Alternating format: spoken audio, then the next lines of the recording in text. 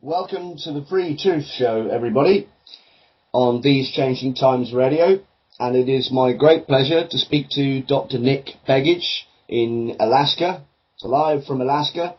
He'll be joining us and discussing the subject of HAARP. Welcome to the show, Right. Doctor. Well, thanks for having me. I hope everyone can hear us okay, and the reception seems to be good, considering we're on the opposite ends of the earth. So I think that's a good thing that the technology allows us to even do this. So it'll be my pleasure to inform your audience on some of the issues surrounding HAARP. Well, I've been covering chemtrails twice a week for the last sort of month or so now. I'm pretty up on chemtrails. I'm not very up on HAARP. I know that that it's an experimental, apparently, allegedly experimental program. I know that it's military based. I know that there's plants all over the world, arrays of antenna in various parts of the world, Norway, and I've discovered one in Wales today. I've just seen the photos of it in Carmarthenshire in Wales, England way. I know. Right. Here's what I do know. I know that Tesla began experimenting on this, and perhaps one chap before him in the 20s, I believe. And Yeah.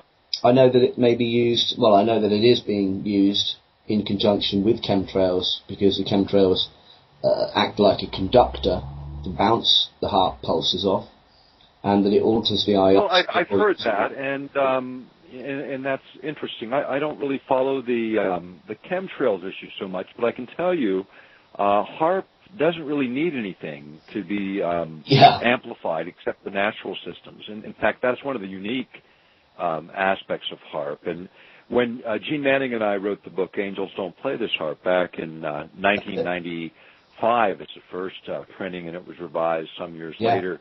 But basically, you know, what we have is a very unique way of handling radio frequency energy. And this is a project here in Alaska, a developmental prototype. Originally, it was the Air Force and Navy, and then it switched over to DARPA, which does primarily research for the various branches of the military intelligence community within the United States, mostly the classified type of research. And what HAARP is essentially a radio frequency energy focusing instrument, similar to what you would look at by analogy as what a laser does to light. HAARP does to radio frequency energy, packs it tight, keeps it condensed, and then by manipulating that energy in very specific ways, you can have a number of pretty wild effects. And there's two big targets for the energy coming off of this array. And the array, the field of antennas, is 180 antennas, each approximately 20 meters high, and then a cross dipole going the opposite direction. That's approximately maybe 18 meters by 18 meters. So big, you know, picture 180 of these in a field, and then when you fire each one of them in a very specific way, you create a cyclotron resonance of radio frequency energy, which if you could see it, it would look like a corkscrewing motion of energy getting smaller and smaller and tighter as it reaches up into the ionosphere some 40 kilometers above our heads and extending several hundred kilometers out from there. Your book, Angels Don't Play This HAARP, that was 1995? Right. And, you know, we've been following this issue through the last 15 years. We've done some work in Europe, in the European Parliament. We've influenced some legislation in various countries in Europe, as well as, you know, continue to inform the public through 9 separate languages now. Our books are in print, mostly on technologies. We have 5 different titles that I've written over the last few years. And HAARP represents sort of the beginning point for us in disclosing technologies. And after 15 years, the interesting thing is, people are still, A, finding out about it, and B, nothing that we wrote 15 years ago has changed. Our positions are the same. The evidence has only been borne out, you know, to prove exactly what we made, the points we made then, that this technology is quite powerful. You know, think about this energetic layer above the Earth, the ionosphere, and pumping energy into it in such a way. And this is a highly energized area, by the way. In fact, it's like a giant filter keeping certain cosmic rays and other rays from entering the Earth that would make life impossible here. I mean, it's like a a very thick layer of energized material. There's tremendous energy potential there. And what happens is the energy gets pumped in, and then it capitalizes on the energy that's already there. So it's like a primer on a bullet, or a little triggering mechanism to cause the Earth or nature itself to release energy, and then a very directed way. And in the case of HAARP, manipulating the ionosphere is part of it. And then the other part is these natural field lines that surround the Earth, that go around the Earth, that actually can become waveguides for energy, where energy can then sort of wrap itself around them and then move from the North Pole to the South Pole, the opposite direction in which nature is moving that magnetic field line. And when you do that, you create an electron flow that's so strong and powerful that if an electronic device like a satellite or an intercontinental ballistic missile or something else were to go through it, the thing would malfunction because it would mess up all of its electronic circuits and software programs to the point where it would malfunction and crash. And it was this missile shield idea that sort of began the big concepts with HAARP when it started out in the early days. There is a question from the chat box already concerning HAARP. Was the Norway spiral the corkscrew signature of HAARP? Now that's a good question, because I had seen that, and that was my first reaction, because one of the things they did up here in Alaska is we have the Poker Flats rocket range, and we're a little less populated than Norway, I can tell you. Alaska, in the area where this is, you could have a place the size of Norway with a few thousand people living in it. So no one's reporting much, if you know what I mean.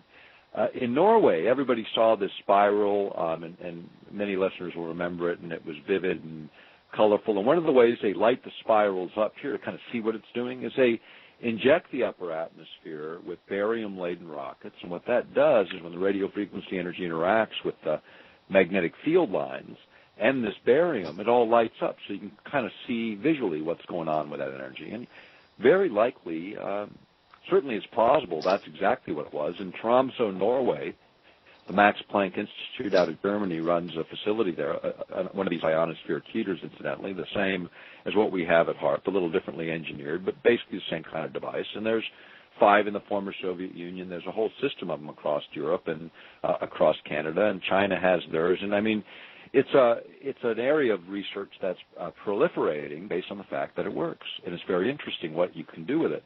The inventor, Dr. Bernard Eastland, we became friends out of our controversy of it. Eastland, that's we never it, yeah. looked at him, as sort of an evil figure, because he wasn't. He was a scientist with a narrow band of interest, and he was very, very good at that. And what he learned from us and valued, I think, and stated so, was the idea that each scientist has their specialty within a specialty these days, and having a broader base of scientific review over big projects particularly require a different approach, a multidisciplinary approach, an approach similar to what the former Soviet Union did in their baseline research, as opposed to the methodologies we follow in the West, which is the exact opposite. We separate, compartmentalize, and segregate to the point where nobody knows what the heck's going on. Right, that's it's the problem. Very expensive. Yeah.